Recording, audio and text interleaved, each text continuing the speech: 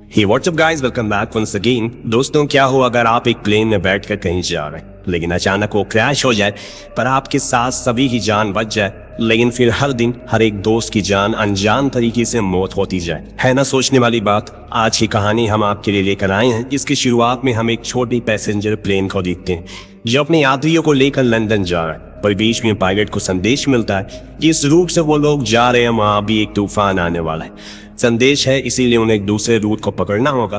पहले तो वो मना कर देता है क्योंकि उस रूट पर कोई भी पायलट उड़ने से कतराता है। न जाने क्या वजह इसके पीछे की, पर भी पायलट के पास कोई और रास्ता नहीं है। इसीलिए उसने उन लोगों की बात को मान लिया और फिर अपने प्लेन को मोड़ दिया। लेकिन जब पीछे बैठे यात्रियों को पता लगा कि अब उन्हें एक और घंटा लगेगा अपनी मंजिल में पहुंचने के लिए, तो उन्हें थोड़ा बुरा तो लगता है, पर वो सह लेंगे। यही सोचकर वो रिलैक्स हो गए। शायद ये यात्रा उनके लिए भयानक याद लेकर आ रही है, जिसके आगे जाकर वो तभी याद कर पाएंगे अगर वो जिंदा होंगे। लेकिन फिर अचानक से एक बीप होता है और पता लगता है कि जीपीएस खराब हो गया। ऊपर से फ्यूल टैंक में भी छेद हो गया है कि पायलट किसी भी तरीके से अपने प्लेन को स्टेबल लगता है। जब फ्यूल पूरा खत्म हो गया तो प्लेन का इंजन बंद हो गया और फिर क्या था, वो किसी गोली की तरह नीचे गिरने लगा, जो देख पायलट समझ गया कि अब कुछ नहीं हो सकता। उसने अपना फोन निकाला और खुद के परिवार के लिए एक वीडियो रिकॉर्ड की, जिसमें उसने अपनी बीवी बच्चों का शुक्रिया कहा कि उन लोगों ने उसका हमेशा साथ दिया। और हाँ, वो लड़ते हुए मरा है, यानी कि उसने कोशिश की थी लेकिन अपने प्लेन और लोगों को वो बचा नहीं पाया। इसके कुछ ही समय बाद प्लेन पूरी तरह से अमेज़न के जंगलों में क्षतिग्रस्त हो गया। लेकिन पीछे बैठी एक एयर होस्टेस के अलावा सभी लोग जिंदा बच गए। लेकिन वो एयर होस्टेस जिसने बेल्ट नहीं लगाई थी, उसके शरीर की कई सारी हड्डियां टूट जाती हैं, जिस चीज का सबूत पैसेंजर में से एक डॉक्टर ने दिया कि ये ज्यादा देर जिंदा नहीं रह पाएगी।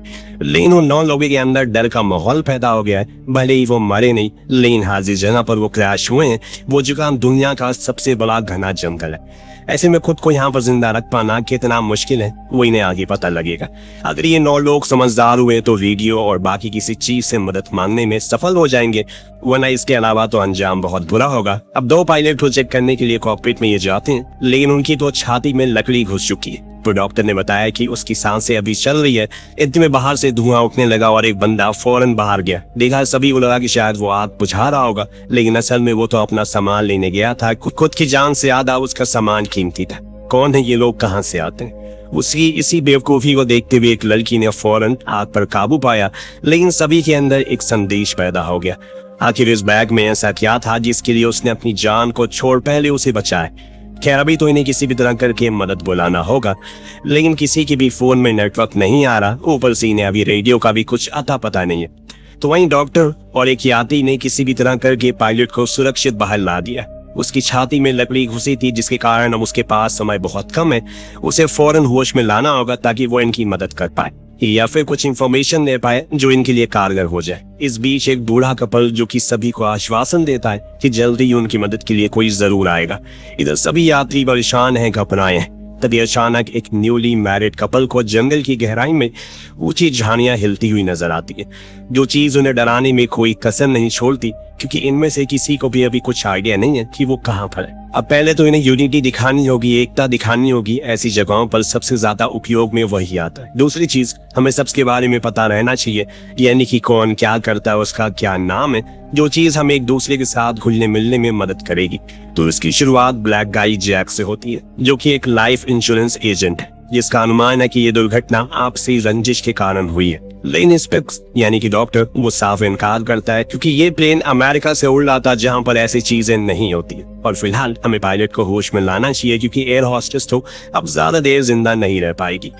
वहाँ पास में बैठी सोफिया, जिसने बताया कि वो आए दिन ट्रैवल करती रहती है। उसका यह अंदाजा है कि ये जगह अमेज़न का जंगल हो सकता है। उसे समझदारी से काम लेना होगा। इसी दौरान उस बैग वाले आदमी ने बताया कि वो एक बॉक्सर है, वो लंदन जा रहा है अपनी लीग में हिस्सा लेने के लिए। इतनी में ओल्ड लेडी आखिर ने उसे पूछ लिया कि आखिर इस बैग में है क्या। तो उसने बताया कि इसमें मेरे ग्लव्स हैं, जो कि मेरे लिए अनमोल है। अब सभी थोड़ा मोड़ा एक दूसरे को जान गए थे, तो अब पहले तो उन्हें खुद के खाने और पीने के लिए इंतजार करना होगा, क्योंकि मदद कब आएगी किसी को कुछ पता नहीं है। जैक ने कहा कि हमें सामानों को ढूंढना होगा और जो कुछ भी मतलब की चीज मिले उसे जल्दी से अपने पास रख लो।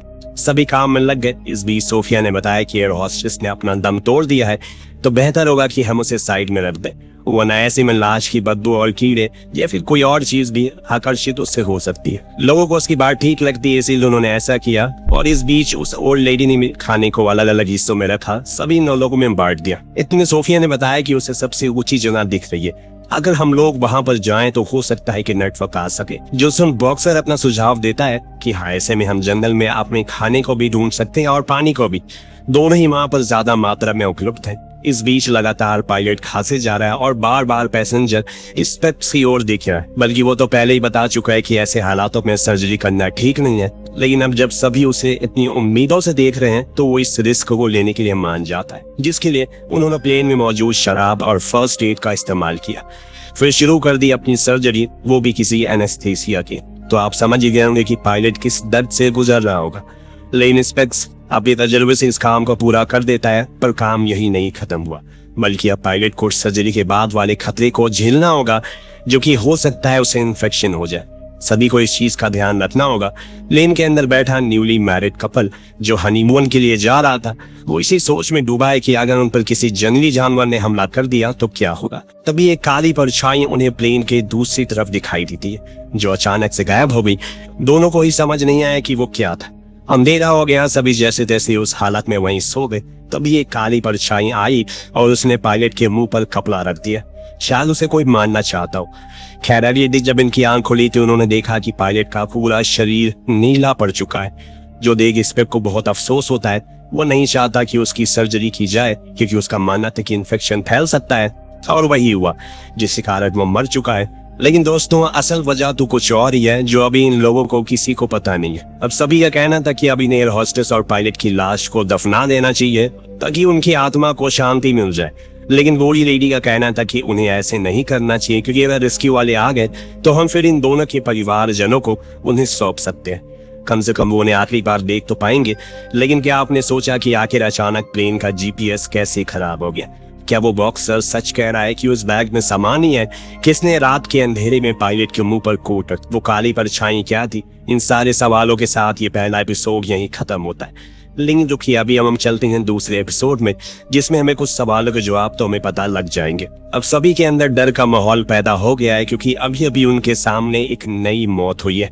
इतने में जैक कहता है कि हमें इसे दूर ले जाकर दफन कर देना चाहिए, खुद के करीब रखना उचित नहीं है। तो इस वक्त मान गया और उसे ले जाने लगा। इस दौरान पायलट के जेब से उसका फोन गिर गया और उसे फौरन स्टीफन ने उठा लिया। वही न्यूली मैरिड कपल वाला आदमी जिसकी वाइफ ने उसे ऐसा करने से मना किया, तो उसने ये कहकर उसे चुप करा दिया कि अगर हम सब बच गए तो कोई तो आखिरी निशानी होनी चाहिए, इसीलिए मैंने ये रख लिया। स्टीफन के चेहरे से साफ साफ पता लग रहा है कि उसके इरादे कुछ और ही है। इधर आखिरी समय पर स्पेक्स थोड़ा समय और रुकने को कहता है, हो सकता है कि उन्हें ढूंढते ढूंढते कोई आ जाए। वहीं डॉक्टर खुद को उसकी मौत का जिम्मेदार मानने लगा है। उसे अभी भी लग रहा है कि उसे सर्जरी नहीं करनी चाहिए, पर जैक कहता है कि अब जो होना था वो हो गया, इसमें आपकी कोई गलती नहीं है। पायलट उसके शुक्रिया कहता है, क्योंकि अभी के समय वह पूरी तरह से दिवालिया हो चुका है। यहाँ तक कि उसका परिवार ने भी उसे छोड़ दिया है और अब ये हालत उसे पूरी तरह से तोड़ देंगे। इतना कहकर वो रोने लगता है। अब इन दोनों के जाने के बाद वहाँ कुछ देर बाद स्टीफन वहाँ पहुंचा। उसने पायलट की एक उंगली ही काट ली, क्योंकि उसे उसके फोन को अनलॉक करना था। फिंगरप्रिंट की मदद से वो उसके फोन को खोल लेता है, लेकिन ज्यादा कुछ उसे उसमें मिलता नहीं। तभी उसकी नजर एक सॉफ्टवेयर पर पड़ी, जिसे इस कोड की मदद से खोला जा सकता था। इतने में हम किसी और इंसान को उसे ये सब करते हुए देखते हैं, जो चीज स्टीफन भी नोटिस कर लेता है, लेकिन ज्यादा कुछ ध्यान नहीं देता। वहीं लीजा, जो कि वही बूढ़ी लेडी थी, वो अपने हस्बैंड हेनरी से कहती है कि मुझे नहीं लगता कि पायलट की मौत सर्जरी के कारण। दरअसल मैंने कुछ दिन पहले हॉस्पिटल में एक दम घुटने से मृत्यु आदमी को देखा था। सेम वैसे ही पायलट की हालत थी, जो सुन हेनरी भी शॉक हो जाता है कि ऐसा आखिर कर कौन सकता है। तभी इन्हें महसूस होता है कि शायद उनकी बातों को कोई सुन रहा है, इसीलिए वो चुप हो जाते हैं। सभी अपने अपने कामों में लग जाते हैं। अब समय देखकर सोफिया एनी के पास गई, जिसमें उसे पता चला कि वो एक मिलियनर की बेटी है और स्टीफन उनके घर में एक ड्राइवर था। जाने अनजाने में दोनों एक दूसरे से प्यार हो गया और इसीलिए वो घर छोड़कर भाग रही है। अब उसकी इस हरकत को सुनकर सोफिया को खूब तेज हंसी आती है, पर वो हंसती नहीं, क्योंकि एनी से बड़ी बेवकूफ लड़की उसने कभी देखी नहीं। अब वहाँ स्टीफन अभी भी कोशिश में लगा हुआ है किसी भी तरह करके उस सॉफ्टवेयर को खोल ले। लेकिन ऐसा मुमकिन हो नहीं पा रहा है। बॉक्सर को खोजबीन के दौरान एक रेडियो डेटोमीटर मिलता है जो कि अभी चालू है, पर एंटीना खराब होने के कारण वो किसी को संदेश नहीं भेज सकते। इसीलिए उन्हें ऊपर चोटी पर जाना होगा जिसमें हमें एक दिन लग सकता है। इसीलिए आज हम थोड़ा सा आराम करते हैं और फिर खाने और पीने की तलाश में आगे बढ़ते हैं, क्योंकि अब हमारे पास सिर्फ एक ही बोतल पानी बचा हुआ है। सभी उसकी बात से राजी थे, इसीलिए वो आराम करने चले गए। पर यहाँ एनी जब आराम कर रही थी तो उसे जंगल की झाड़ियों में एक इंसानी शक्ल दिखी जो बेहद ही अजीब थी। पर दूसरी बारी देखने पर वो गायब हो गई। उसे लगा कि शायद ये उसका वहम होगा, लेकिन कुछ अजीब सी चीज हेनरी के साथ भी हुई। दरअसल उसे दिल की बीमारी है जिसके लिए वो हर दिन एक गोली खाता है। अगर एक भी दिन उसे मिस हुई गोली तो वो मर सकता है। और आज अचानक से उसने अपने बैग की वो गोली निकाली तो उसमें से वो गोलियां आधी गायब थी, जो कि उसे काफी ज्यादा हैरान कर देती है। अब धीरे धीरे करके सभी ये समझ गए हैं कि अगर उन्हें यहाँ बचना है तो एक साथ रहना होगा। सोफिया को भी अब जैक पर भरोसा हो गया, इसीलिए उसने आखिर में उसे बता ही दिया कि वो क्या करती है। दरअसल वो रिपोर्टर है, इसीलिए वो पूरी दुनिया में घूमकर उन गैर कानूनी या फिर उन रैकेट को पता लगाती है जो सरकार की आंखों के सामने हो रहा। उसका काम बेहद ही खतरनाक है, इसीलिए वो किसी को इस बारे में कुछ बताती नहीं है। अब सभी ने अच्छा खासा आराम कर लिया, इसीलिए वो लोग अब खाने की तलाश में आगे बढ़ते हैं। इस दौरान उन्हें कुछ नीले मशरूम दिखते हैं, पर सोफिया का कहना था कि ये जहरीले हो सकते हैं, लेकिन ये इस बात का सबूत है कि आसपास पानी है। वो पानी की खोज में और आगे निकलते हैं, जो कि आगे जाकर स्टीफन को मिल भी जाता है। वो उसमें बिना देरी के लिए नहाने जाने लगा, लेकिन बॉक्सर ने उसे रोका और कहा कि पहले उसे चेक करना होगा कि ये कितना गहरा है, जिसके लिए उसने एक जूते को फेंका जो पलक झपकते ही पानी के अंदर चला जाता है और जो देख सभी का खून ठंडा पड़ गया कि आखिर ये क्या था। तब सोफिया बताती है कि शायद यहाँ पिराना हो सकती है, पिराना मछलियाँ, जो कि यहाँ पर अभी भी पाई जाती है। और इतनी में ही गोली की आवाज आई जो हेनरी ने चलाई थी, क्योंकि वो अपने साथ एक बंदूक लेकर आया था जो एक प्लेन में कैसे आ गई ये हमें तो नहीं बताया गया। हाँ, इतना जरूर पता चला कि वो एक शिकारी है और उसका निशाना काफी अच्छा है। इसकी मदद से उसने बंदरों को मार गिराया और फिर सभी ने उसके मांस को खाया। वहीं सोफिया ने गंदे पानी को उबाल कर सभी को पीने को दिया। या एनी को उस खाने को खाने में काफी दिक्कत हो रही थी, तो हैनी ने उसका हिस्सा भी खा लिया। इधर जैक ने आखिरकार बॉक्सर से पूछ लिया कि उसके बैग में ऐसी कौन सी चीज है जिसके लिए वो इतनी परवाह करता है। उसने फाइनली उसे खोला और दिखाया कि एक मास्क है जो मेरे दिल के बहुत करीब है, क्योंकि इसने मुझे पहचान दिलाई, इसीलिए मेरे लिए बहुत अनमोल है। अब सभी सोने के लिए चले जाते हैं, पर इस बीच दोस्तों हम एक परछाई को देखते हैं जो एक फोन को ढूंढता है और फिर उसी फोन से किसी को कॉल करके बताना शुरू करता है। इधर हेनरी की तबीयत में गड़बड़ी होना शुरू हो जाती है। सभी भागते हुए आते हैं, लेकिन अब देर हो चुकी है, क्योंकि उसे स्ट्रोक के कारण उसकी मौत हो जाती है। जो देख उसकी पत्नी तो पूरी तरह से टूट गई, क्योंकि उसे ये लग रहा है कि उसके हस्बैंड की मौत स्ट्रोक के कारण नहीं बल्कि किसी की साजिश के कारण हुई है, क्योंकि इसे पता चल गया कि पायलट की हत्या की गई थी दम घोटकर, और इसीलिए उसी हत्यारे ने मेरे पति को साजिश के तहत मार डाला। सभी को ये बात थोड़ी अजीब लगती है कि ऐसा कैसे हो सकता है कि अचानक उसकी सारी गोलियां गायब हो गई। किसने किया होगा ये? और इतने में स्टीफन के हाथ एक वीडियो लगती है जो कि उसी पायलट के फोन में मिली थी। अब वो सभी को दिखा रहा होता है। हर किसी घबराए हुए इंसान की तरह वो भी अपने आखिरी समय गॉड से अपने परिवार को याद करता है, लेकिन आखिर में अपनी बीवी से कहता है कि मैंने अपना काम कर दिया, अब कोई बचेगा नहीं, मैं उन्हें इस जगह से जिंदा बाहर जाने नहीं दूंगा। जंगल के ऊपर प्लेन क्रैश हो रहा है, इतना कहते ही प्लेन क्रैश हो जाता है। इस वीडियो को देखने के बाद सभी को लीजा की बात पर यकीन हो गया कि जरूर यहाँ पर कुछ तो गड़बड़ है। शायद उनके पास ही इन 3 लोगों का कातिल छुपा हुआ है जो उनकी हर चीज को देख रहा है। लेकिन कौन है ये मास्टरमाइंड, क्या चाहता है, अब किसकी बारी है, ये हमें एपिसोड 3 में देखने को मिलेगा, जिसकी शुरुआत होती है एक डर के माहौल से, क्योंकि अभी तक सभी को लग रहा है कि वो सर्वाइवल मोड पर है, यानी कि उन्हें किसी भी तरह करके खुद को जीवित रखना है। लेकिन अब तो उन्हें ये सोच कर डर लग रहा है कि आखिर कौन उन्हें मारना चाहता है। अब एनी लीजा के पास गई उसे थोड़ी सहानुभूति देने, लेकिन वो उसे उल्टा उसे सुनाने लग गई। उसे तो यकीन ही नहीं हो रहा है कि उसने एक गरीब आदमी से कैसे शादी कर ली, जरूर कुछ गड़बड़ है। दरअसल लीजा अब सभी को शक की नजरों से देख रही है। उसे हर किसी में अपने पति का कातिल नजर आ रहा है, जो सही भी है। जितने भी लोग यहाँ पर मौजूद हैं सभी की कहानी अजीब सी है। लीजा की ऐसी बातों को सुन एनी वहां से और जंगलों में चली गई ताकि थोड़ा सैर कर सके, लेकिन यहाँ उसे एक बारी फिर से कुछ अजीब सा दिखा। क्या था वो उसे समझ नहीं आया, लेकिन हाँ ये जो कुछ भी था बहुत ही भयानक था। इतने में पीछे से स्टीफन आ गया। अब अगला दिन भी होने को आ गया। वहीं बॉक्सर ने बड़ी मेहनत से कुछ वायर की मदद से एक एंटीना बना लिया। अब बारी थी उसे ऊपर लेकर जाने की, पर मसला ये था कि यहाँ पर कोई भी अकेले नहीं रहना चाहता। सभी को ये डर था कि अगर वो अकेले रह गए तो अगला नंबर उनका आ जाएगा, और इसीलिए आखिर में जैक ने कहा ठीक है मैं यहीं पर रुक जाता हूँ। अब सोनिया, बॉक्सर और डॉक्टर स्पेक्स ने तय किया कि वो वहां ऊपर चोटी तक जाएंगे और इस डेटोमीटर को चेक करेंगे क्या ये काम कर रहा है, जिसके बाद ये तीनों निकल जाएंगे। लेकिन इन्हें एक लंबी चढ़ाई को पूरा करना है जो दिखने में बहुत ही आसान लग रही है, और चढ़ाई करने में उनकी हालत खराब थी। एक बारी तो सोनिया का पैर फिसल जाता है जो खाई में गिरने वाली थी, और अहम मौके पर स्पेक्स ने उसका हाथ पकड़ लिया, लेकिन वो डेटोमीटर लटक जाता है, जो कि बड़ी मुश्किलों के बाद इन्हें वापस मिल पाता है। अब इतनी कोशिशों के बाद इन लोग फाइनली ऊपर पहुंच गए। अब इतनी मुश्किलों के बाद फाइनली ये लोग चोटी पर पहुंच गए, लेकिन अभी भी इनके फोन में कोई नेटवर्क नहीं आ रहा। पर जो वायर से बॉक्सर ने एंटीना बनाया था वो काम कर रहा है, क्योंकि उसके कारण डेटोमीटर में लाइट जल रही है, और इस बात का सबूत दे रहा है कि जल्द ही किसी को संदेश मिल जाएगा इन्हें यहाँ फंसा होने का। लेकिन अब अंधेरा होने वाला, इसीलिए तीनों नीचे जाने का फैसला करते हैं और उस डेटोमीटर को वहीं छोड़ देते हैं।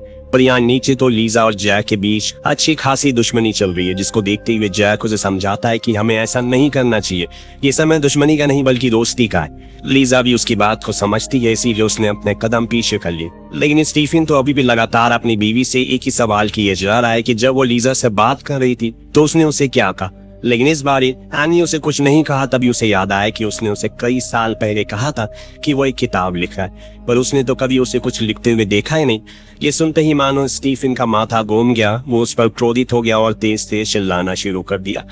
तब एनी ने आखिर में बोल दिया कि जो कुछ भी है लीजा ने उसे सुना था।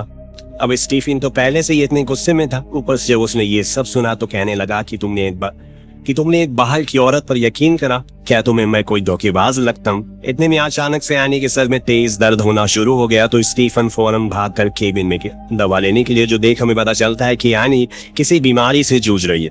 इस दौरान जब स्टीफन अंदर था तो उसे वॉलेट चेक किया, उसे उसमें अलग अलग नामों का बिजनेस कार्ड मिला, और अब उसे लीजा की बातों पर यकीन हो गया, और जो कुछ भी शक था उसे अब वो हकीकत बनने लगा।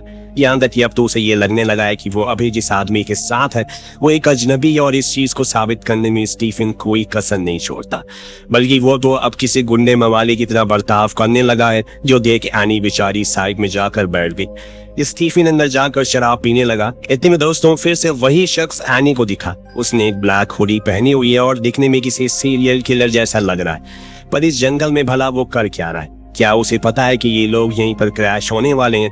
क्या ये वही है जो हम समझ रहे हैं या फिर कोई और है? सही मौके पर वहां स्टीफन आ गया, जिसे एनी ने बता दिया कि कोई है जो क्रैश होने के बाद मेरे पीछे पड़ा हुआ है। अब मुझे वो हर जगह दिखाई देने लगा, लेकिन उसने ये कहकर उसकी बात को टाल दिया, शायद उसे कोई भ्रम होगा। जो सुनते ही एनी उसके मुंह पर वही अलग अलग नाम वाले बिजनेस कार्ड को फेंक देती है, जो देखकर वो समझ गया कि इसे पता चल चुका है कि वो क्या काम करता है। इधर दोस्तों दूसरी तरफ तीनों ही पहाड़ से लौट आए और सभी को बताया कि उनका डेटोमीटर काम कर रहा है, और ये सुनते ही सभी के अंदर एक उत्साह पैदा हो जाता है। लेकिन अब रात काफी हो चुकी है।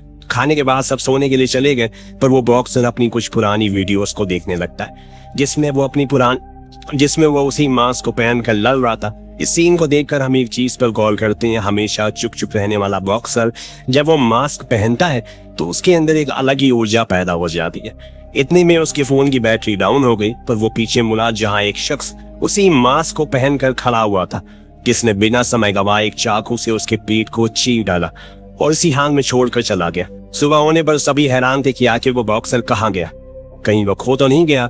लीजा ने कहा कि उसे मार दिया गया है, पर डॉक्टर का ध्यान अभी भी डेटोमीटर पर था। अगर संदेश पहुंच गया तो अभी तक उन्हें लेने के लिए कोई क्यों नहीं आया? दोस्तों इसकी वजह थी उन्हें लौटने के कुछ ही देर बाद किसी ने उनके वायर को काट दिया, वरना कब का उन्हें रेस्क्यू कर लिया जाता। खैर अभी तो ये सभी अलग अलग होकर बॉक्सर को ढूंढने में लगे हुए हैं, क्योंकि उसके लिए वो बेहद जरूरी है। एक वही था जिसे थोड़ा रेडियो के बारे में जानकारी थी। अब सभी ने बहुत छानबीन की, लेकिन किसी को कुछ नहीं मिला, इसीलिए वापस लौट आए। मगर डॉक्टर और सोनिया दोबारा ऊपर जाने का फैसला करते हैं, क्योंकि डॉक्टर का मानना था कि शायद डेटोमीटर में कुछ गड़बड़ी आ गई है, और इसीलिए वो लोग निकल गए। यहाँ सभी आराम से सो गए, पर अचानक से जैक कहीं चला गया, जो देख लीजा भी उसके पीछे पीछे चली गई। इन दोनों के बाद एनी को किसी ने दबी आवाज से पुकारा। वो एक गर्म टहनी को लेकर उसी की ओर बढ़ी। ये वही शख्स था जो उसकी ओर बंदूक तान कर खड़ा था, लेकिन इस बार एनी बिना कुछ सोचे समझे उसके सीने में वही टहनी घुसा देती है। लेकिन हकीकत में वो कोई और नहीं बल्कि स्टीफन था। दूसरी तरफ वो दोनों अभी ऊंचाई तक पहुंच गए। तभी जंगल के बीच उन्हें चील उड़ती हुई दिखाई दी। वो फौरन उस ओर गए तो उन्होंने बॉक्सर की लाश को देखा। वो चील नोच नोच कर उसे खा रही है कि देख वो फौरन अपने लोगों के पास गया और उन्हें इस बारे में बताया। लेकिन जब इधर इन दोनों को पता लगा कि एनी ने अपने ही पति को मारने की कोशिश की, अब उसके ऊपर चला गया। पर स्टीफन ने अपनी पत्नी का साथ देते हुए कहा कि दरअसल उसने बचपन में एक आतंकवादी हमले में अपने करीबी को खोते हुए देखा है, जिसके कारण उसे हर मोड़ पर अजनबी नजर आते हैं। तो उसे लगता है कि वो उसका दुश्मन है, पर यह चीज सभी के अंदर और संदेह पैदा कर देती है। क्या पता एनी ने ये उन तीनों को मारा हो अपनी इस गलतफहमी की वजह से, क्या पता उसे भी उनमें वो आतंकवादी नजर आ रहा हो। अगर उन दोनों की मौत हादसा थी तो बॉक्सर को पक्का किसी ने मारा है, क्योंकि शरीर पर चाकू के घाव थे। लेकिन सोनिया को लगता है कि ये काम एनी का नहीं है, जरूर कोई और है जो सुन लौट कर कहता है कि कौन है वो, तो कहती है कि बूम। इसी के साथ ये एपिसोड यहीं खत्म हो जाता। लेकिन इसके आखिरी के सीन में हमें प्लेन के ऊपरी हिस्से में एक चूहे को दिखाया जाता है जो कुछ पाउडर के पैकेट को खा रहा है। क्या ये सारा मामला नशे की तस्करी का है? हो सकता है कि सब कुछ पहले से प्लान हो, गुमराह करने के लिए इसे एक प्लेन क्रैश का सीन बना दिया गया हो सकता है कि जो इन्हें मार रहा है वो किसी गैंग का मेंबर हो जो अपनी सप्लाईज को लेने के लिए आए हो। अब ये सारे सवालों के जवाब हमें आने वाले एपिसोड में मिलेंगे, जो कि अगली वीडियो में आएगा। आपको ये कहानी कैसे लगी हमें कमेंट करके जरूर बताएगा। हम मिलते हैं अगली वीडियो में। Thank you so much watching. Peace out.